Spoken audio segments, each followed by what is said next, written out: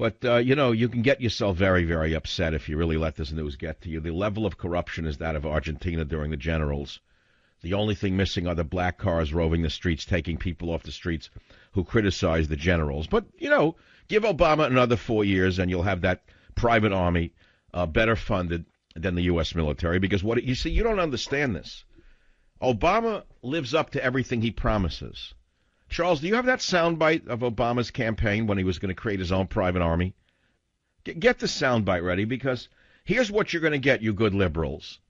If you reelect Obama, so if you get Obama again, this man will live up to every one of his promises, including destroying the U.S. military and creating his own private army, better funded and better armed than the U.S. military.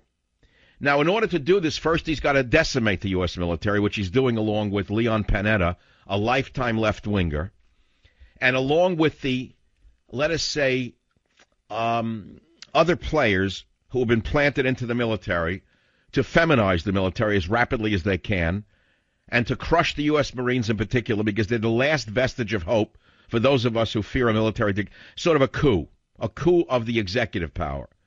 So once he crushes and gelds the military, he can then create his own private army. And who might they be? We don't know. His own private army could be made up of, what's that group? The ones that he funded? I even forget the names of them.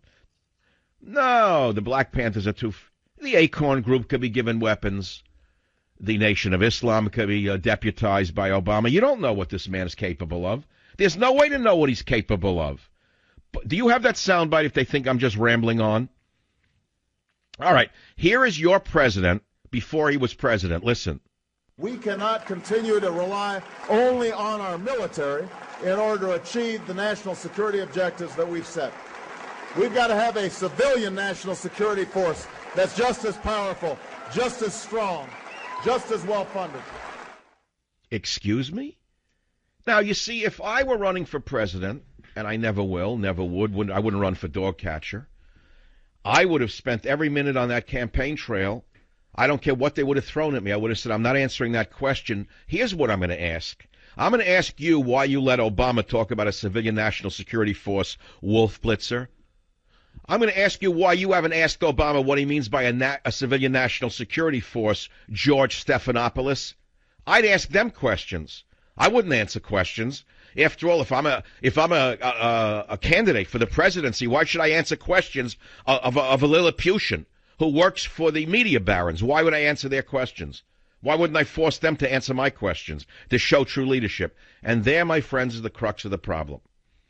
The Republicans killed each other on the campaign trail when they had every opportunity to expose the corruption and the deviousness and the dangers that we face in this country right now.